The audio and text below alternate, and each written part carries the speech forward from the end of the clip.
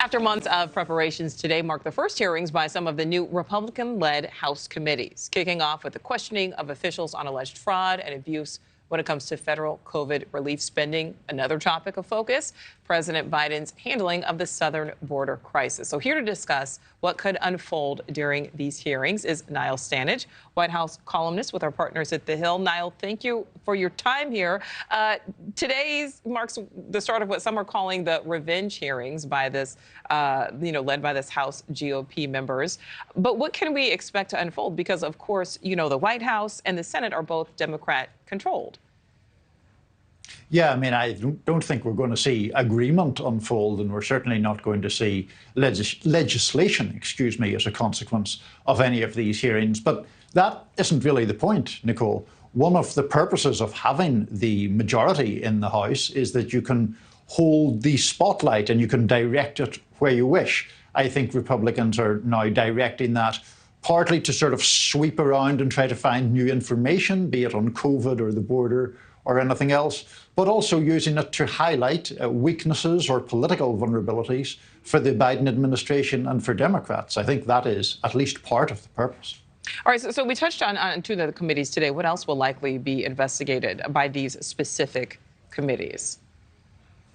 So in terms of these specific committees, you have the House Oversight Committee promising to look into the Hunter Biden matter and specifically Twitter's actions in relation to a now infamous or famous New York Post article. In October 2020, Twitter basically muted the sharing of that article, citing fears of misinformation. In fact, the story has held up very well, and now there are fears about censorship. When it comes to the House Judiciary Committee, they are promising to look at what they call the weaponization of the FBI and other security agencies, though, of course, that is a very controversial issue just by its nature. Well, now, there are threats of using subpoenas to try and get information out of the FBI and other government agencies. But could this potentially backfire?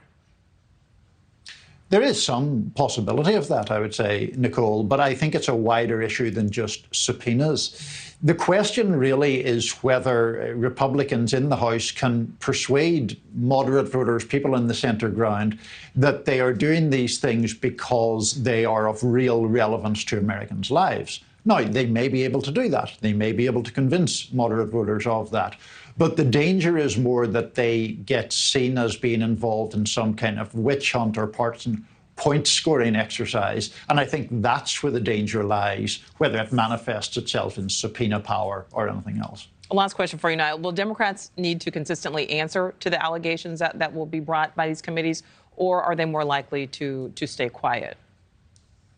I mean, I think Democrats are almost certain to push back. We already are seeing that just in today's hearings where, minority members, i.e. Democratic members of the Oversight Committee, like Jamie Raskin and Alexandria Ocasio-Cortez, were pushing back against what their Republican colleagues, or Republican opponents, I guess I should say, were proposing. So I would imagine that Democrats will be trying to rebut a lot of these Republican arguments one way or another. All right. Niall Stanage, thank you so much. Thank you for watching. Go to newsnationnow.com to find NewsNation on your television provider. And don't forget to click the red subscribe button below to get more of NewsNation's fact-driven, unbiased coverage.